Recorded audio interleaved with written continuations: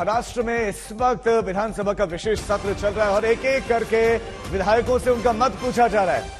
विधायकों से मत पूछा जा रहा है। इस वक्त प्रक्रिया जारी है। ये प्रक्रिया स्पीकर चुनाव की है।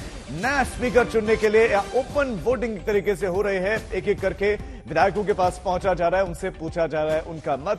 सभी विधायक अपना मत बोलकर बता रहे हैं और ये प्रक्रिया इस वक्त जारी है। मौखिक रूप से ये वोटिंग जारी है। आप ये कार्यवाही की तस्वीरें सीधे इस वक्त देख रहे हैं। विधायकों से एक एक कर पूछा जा रहा है कि आप दिलीप मंगलू बोरसे क्या है।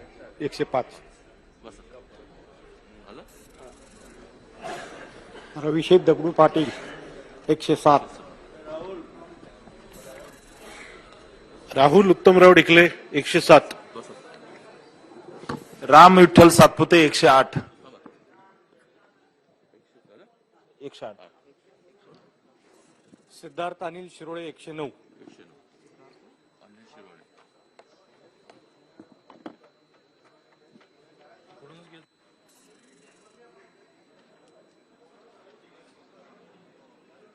एक 109 तक का जो नंबर आ गया, ये क्या है? लेफ्ट साइड की काउंटिंग पहले हो रही है?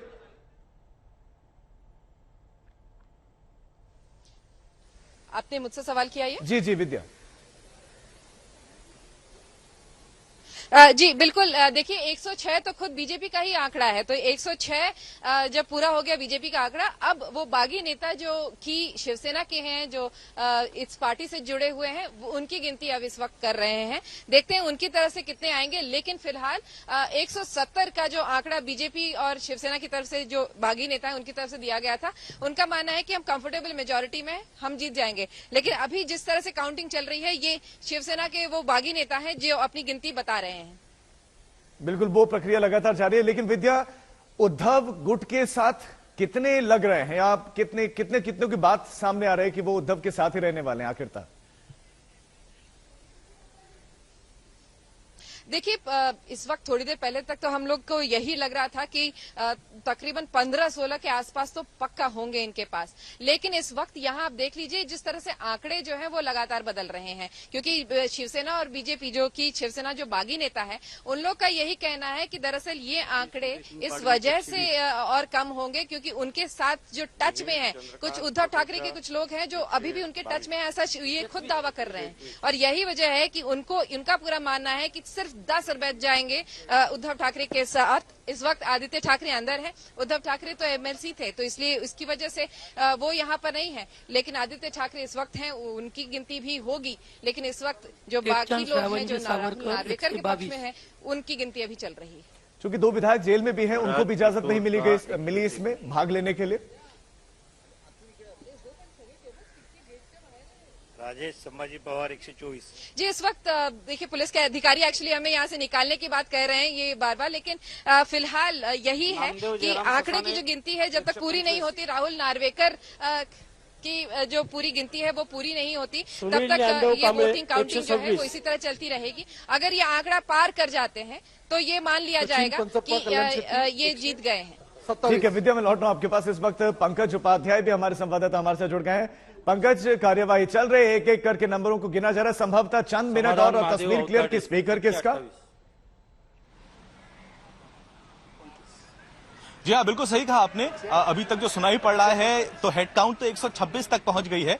भारतीय जनता पार्टी का दावा है कि काउंट 170 तक जाने वाली है। और यही नहीं, भारतीय जनता पार्टी ने तो कल ये दावा किया है कि कल कांग्रेस और एनसीपी के भी ऐसे कई विधायक हैं जो कि अपना पाला पलट देंगे, यानी वो भारतीय जनता पार्टी की तरफ वोट करने वाले हैं। अगर ऐसा होगा तो फिर ये एक नई हलचल कर देगा असेंबली में। देखते हैं ऐसा होता है या नहीं। दूसरी तरफ आज साफ हो जाएगा जो शिवसेना उद्धव कैंप खासकर की जो बड़े क्लेम्स कर रही थी कि 15 से 20 विधायक हैं वो उद्धव ठाकरे के संपर्क में हैं और जब वो मुंबई आएंगे तो उनका हृदय परिवर्तन हो जाएगा। जब वो असेंबली में आएंगे तो बाला साहेब ठाकरे की उनकी स्मृति सामने होगी और जो उद्धव कैंप के तमाम विधायक हैं उनका चेहरा वो देखेंगे, तब वो भी दूसरी तरफ आ जाएंगे, यानी जो ओरिजिनल उनका घर है ओरिजिनल खेमे में आ जाएंगे। कुछ ही देर में पता लग जाएगा आखिर कौन कितने पानी में है। एक और खास बात मैं आपको बता देना चाहता हूं, सिक्योरिटी इतनी ज्यादा रखी हुई है असेंबली के सामने कि आप हैरान हो जाएंगे। यहीं से कंप्लीट कीजिएगा। लौट रहा हूं आपके पास, एक बार फिर से कार्यवाही सुनाते हैं कि गिनती कहां तक पहुंची है। 133,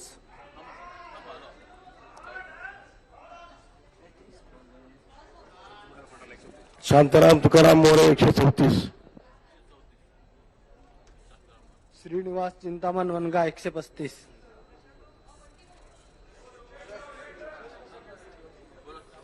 मंगेश अनंत कुडाळकर 136. योगेश रामदास कदम 137. सदा सरवणकर 138. दिलीप भाऊसाहेब लांडे 139.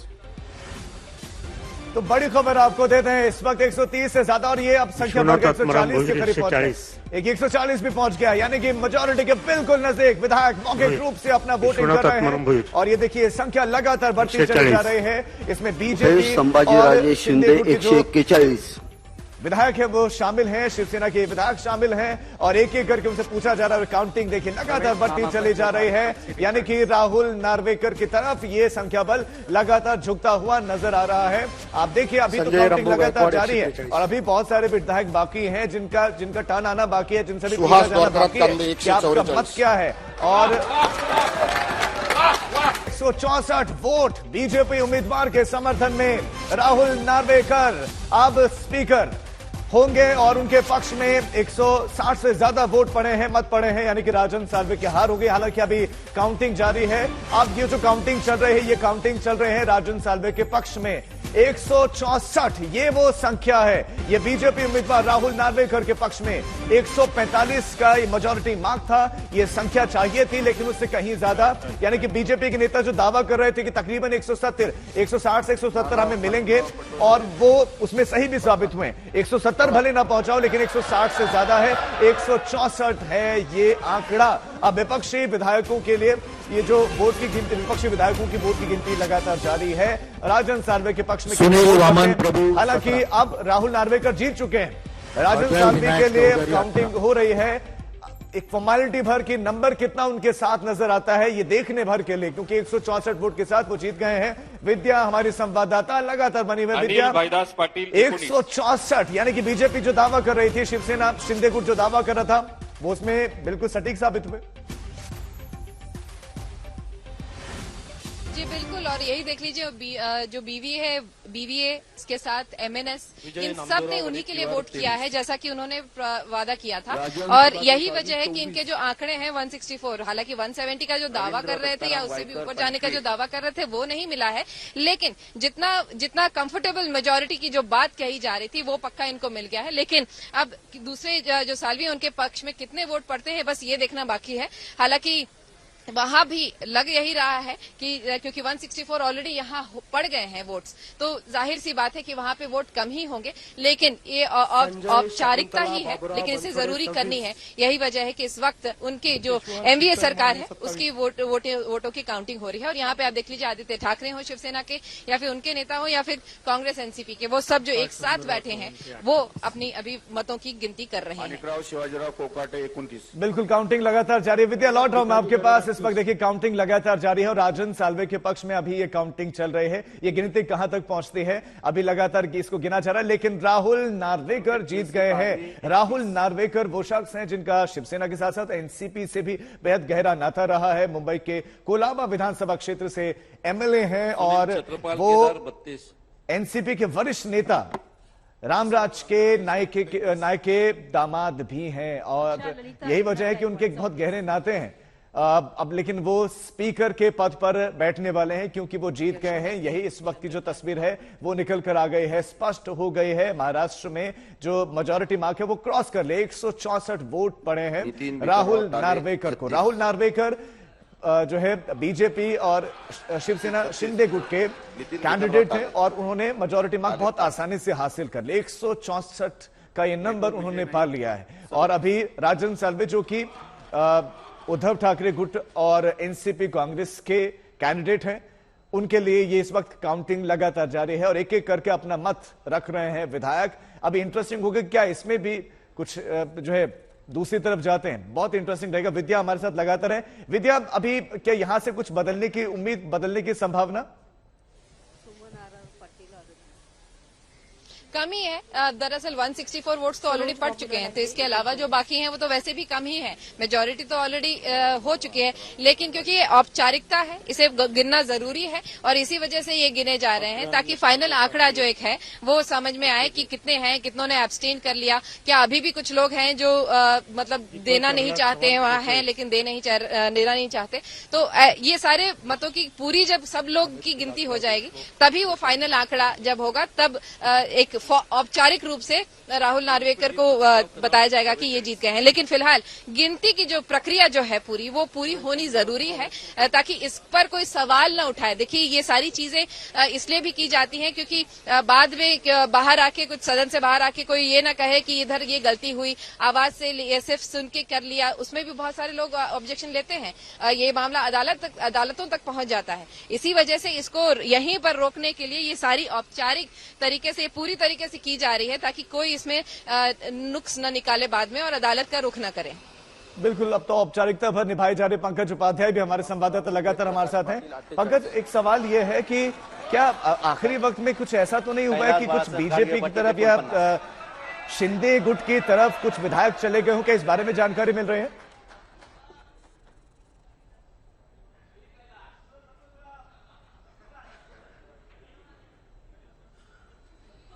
पंकज, आवाज मिल रही है आपको मेरी?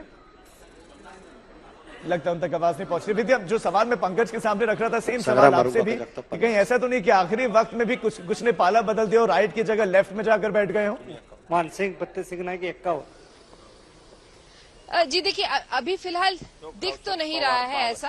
अगर आप देखें क्योंकि बाहर से तो ये पूरे सदन का एक व्यू नहीं मिलता है, तो जो हमें दिख रहा है यहाँ से उससे तो अभी इतना पता नहीं चल रहा है। लग तो रहा है कि जिस तरीके से बैठना चाहिए था उन्हें वैसे बैठे हैं लोग, लेकिन फिलहाल ये आंकड़े ही सही तरीके से बताएंगे कि आखिर किसका पलड़ा भारी है और कौन सही है। जिस तरीके से दावे पिछले कई दिनों में हमने पिछले एक हफ्ते से ज्यादा में हमने यही सुना है। कभी उद्धव ठाकरे ने जो शिवसेना है वो बार बार कह रही थी कि वहां से जब आएंगे तो मूड बदल जाएगा लोगों का, वो हमारे पाले में आ जाएंगे। ऐसा हुआ नहीं और ये वो जानते थे और इस वजह से उद्धव ठाकरे ने रेजिग्नेशन उसी रात को दे दिया था जब सुप्रीम कोर्ट से कोई राहत नहीं मिली थी। तो फिलहाल दावे दोनों तरफ से किए जाते हैं, जो कि राजनीति में हम देखते हैं हर बार बहुत बढ़ा चढ़ा के तो बात कही ही जाती है। लेकिन अब असल आंकड़े जब बताएंगे कि सच में ये रियलिटी क्या है, कितने किसके पाले में है। बिल्कुल विद्या, लेकिन एक और बात है, आप अगर प्रोसीडिंग देख रहे होंगे, कार्यवाही देख रहे होंगे, तो जो बॉडी लैंग्वेज है वो बिल्कुल हंस रहे हैं, खिलखिला रहे हैं, कोई चिंता नहीं है। ये भी जानते हैं कि नंबर अब उनके साथ नहीं है, लेकिन कितने रिलैक्स नजर आ रहे हैं दूसरी तरफ जो अब विपक्ष में जो है। जी देखिए, जिस दिन उद्धव ठाकरे ने रेजिग्नेशन दिया था उस दिन और उसके एक दिन पहले तक बहुत ज्यादा हताश नजर आ रहे थे, बहुत ज्यादा परेशानी में दिख रहे थे। सुप्रीम कोर्ट तक गए थे, सुप्रीम कोर्ट ने बात नहीं मानी। तो ये जो उस समय का जो सिलसिला है उससे ही उभर चुके हैं। अब देखिए, उद्धव ठाकरे भी अपनी पूरी पार्टी को वापस रिसेट करने में, उसको वापस खड़ी करने में वापस लग गए हैं। हर रोज अपने कार्यकर्ताओं से मीटिंग लेते हैं, आगे आने वाले बीएमसी के इलेक्शन पे उनकी नजर जा चुकी है। तो अभी इस वक्त यहाँ पर ये दिखाकर कि हम हताश हैं उससे तो काम चलेगा नहीं। उन्हें ये भी दिखाना पड़ेगा कि हम जितने हैं हम पार्टी को आगे ले जा सकते हैं। देखिए, ये प्रोजेक्शन भी करना उनको बहुत जरूरी है और यही वजह है कि इस वक्त आप देख लीजिए कितने कॉन्फिडेंस के साथ आदित्य ठाकरे ने अपने मां का नाम लेते हुए, आदित्य रश्मि उद्धव ठाकरे, पूरी अपनी मां के और पिता का पूरा नाम लेते हुए कॉन्फिडेंस के साथ अपना पूरा जो कह लीजिए रोल नंबर के हिसाब से, सीट नंबर के हिसाब से जो बैठे हैं उसके हिसाब से उन्होंने अपना आंकड़ा बोला। तो फिलहाल जो ये गिनती है ये जरूर ये बताएगी कि ये हार गए हैं, लेकिन इस वक्त इन्हें भी पता है कि अभी 2.5 साल उनके पास हैं, फिर से चुनाव होने हैं। 2.5 साल में उन्हें इस वक्त अपनी पार्टी भी बचानी है क्योंकि अस्तित्व की लड़ाई तो आ चुकी है उनके पार्टी की। आप देख लीजिए, एकनाथ शिंदे जब एक बार मुख्यमंत्री बन गए तो आधे से ज्यादा शिवसैनिक तो उनके उद्धव ठाकरे को छोड़ के इधर आ जाएंगे, जबकि उद्धव ठाकरे ने ऑर्डर जारी कर दिया कि एकनाथ शिंदे को हमने पार्टी से निकाल दिया है। लेकिन उसके बावजूद अब तो एक लंबी कानूनी लड़ाई उस फ्रंट पे भी उन्हें लड़नी है। तो फिलहाल शिवसेना के लिए बहुत ज्यादा समस्याएं हैं। फिलहाल सिर्फ प्रोजेक्शन चल रहा है कि हमें आपके जाने से कोई फर्क नहीं पड़ने वाला। ग्राउंड रियलिटी अभी एक दो दिन में जब चुनाव की मेरा एक सवाल ये है, विजय, होगी। दावा तो ये किया जा रहा है उद्धव गुट की तरह कि हमारे साथ बहुत सारे कांटेक्ट में हैं और वो जैसे यहां पर आएंगे वो हमारा साथ दे देंगे, लेकिन स्पीकर के चुनाव में तो नजर नहीं आया। जी देखिए, ये तो उसी दिन तय हो गया था जब सुप्रीम कोर्ट ने उन्हें समय देने से मना कर दिया था, तो उन्हें पता चल गया था कि वो अब समय नहीं है उनके पास, और यही वजह कि तुरंत उन्होंने रेजिग्नेशन जाके उसी दिन दे दिया था। और अब तो 2-3 दिन बाद अब जब वो आदित्य ठाकरे घर से निकले हैं, यहाँ पर वोटिंग करने आए हैं, तब उन्हें पता है, सच्चाई से तो वो सामना कर चुके हैं वो कि अब ये पार्टी नहीं, एमवीएस नहीं बचा पाए हैं वो। और यही वजह कि फिलहाल अभी इस वक्त आने वाले दिनों की सोच रहे हैं। फिलहाल उन्हें ये पता है कि आज तो वो नहीं जीत पाएंगे। एक फ्रंट बताने के लिए कि हमने अच्छा ऑपोजिशन दिया है, एक हम अच्छा ऑपोजिशन खड़ा कर सकते हैं, ये प्रोजेक्शन करने की कोशिश की जा रही है। बिल्कुल, ये काउंटिंग लगातार चल रही है। मैं विद्या फिर से आपके पास लौटता हूं, एक बार फिर से रमेश गजानन कोरगावकर 80,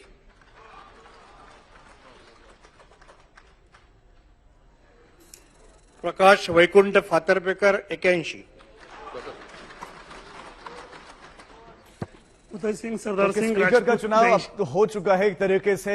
राहुल नार्वेकर जीत चुके हैं, राजन साल्वी हार चुके हैं। अब औपचारिकताएं हैं, चूंकि नंबर पूरा करना है, काउंटिंग होनी ही है, लेकिन जो नंबर है, जो संख्या बल है, वो राहुल नार्वेकर के पक्ष में है।